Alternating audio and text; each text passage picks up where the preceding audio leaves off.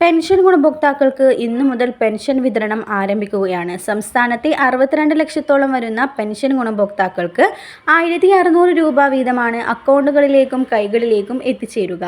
ഒരു മാസത്തിന് പെൻഷനു വേണ്ട തുക സംസ്ഥാന ധനവകുപ്പ് അനുവദിച്ചതായി വാർത്താക്കുറിപ്പിൽ അറിയിച്ചു. ഇതോടൊപ്പം തന്നെ PM കിസാൻ സമ്മാൻ നിധിയിൽ ഭാഗമായവർക്ക് 2000 രൂപ വീതം എത്തിച്ചേരും. KYC, ലാൻഡ് സീലിംഗ് എന്നിവ ചെയ്തവർക്ക് മാത്രമായിരിക്കും തുക ലഭിക്കുക.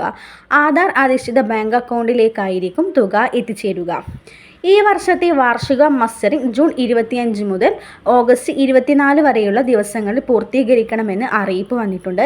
എല്ലാവരും അറിയിപ്പ് അനുസരിച്ച് കൃത്യമായും തന്നെ മസ്റ്ററിംഗ് ചെയ്യാൻ ശ്രദ്ധിക്കുക. സംസ്ഥാനത്ത് ഇന്നും നാളെയും കൂടി ശക്തമായ മഴ തുടരാൻ സാധ്യത. വടക്കൻ കേരളത്തിൽ ഒറ്റപ്പെട്ട അതിശക്തമായ മഴയ്ക്കും സാധ്യതയുണ്ടെന്ന് കാലാവസ്ഥാ നിരീക്ഷണ കേന്ദ്രം അറിയിച്ചു.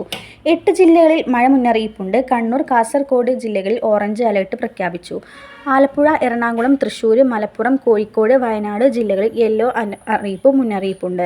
മഴയ്ക്കൊപ്പം ശക്തമായ കാറ്റ് വീശാനും സാധ്യതയുണ്ട്. കേരള തീരത്ത് ഉയർന്ന തിരമാലയ്ക്കും കടലാക്രമണത്തിനും സാധ്യതയുള്ളതിനാൽ മത്സ്യത്തൊഴിലാളികൾക്കും തീരദേശവാസികൾക്കും ജാഗ്രത പാലിക്കണമെന്ന് കാലാവസ്ഥാ വകുപ്പ് മുന്നറിയിപ്പ് നൽകി.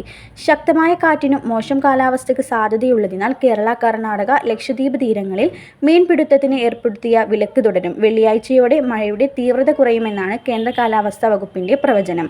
തെക്കൻ ഗുജറാത്തിന് മുകളിലായി സ്ഥിതി ചെയ്തിരുന്ന ചക്രവാത ചുഴി ന്യൂനമർദ്ദമായി ശക്തി പ്രാപിച്ചു. വടക്ക് പടിഞ്ഞാറൻ ബംഗ്ലാദേശിനും പശ്ചിമ ബംഗാളിനും മുകളിലായി മറ്റൊരു ന്യൂനമർദ്ദം കൂടി രൂപപ്പെട്ടു. ഇത് അടുത്ത 24 മണിക്കൂറിനുള്ളിൽ ശക്തി പ്രാപിക്കാൻ സാധ്യതയുണ്ട്. കേരളത്തിന് മുകളിൽ പടിഞ്ഞാറൻ കാറ്റ് ശക്തമായി തുടരുന്നതായി കേന്ദ്ര കാലാവസ്ഥാ വകുപ്പ് അറിയിച്ചു.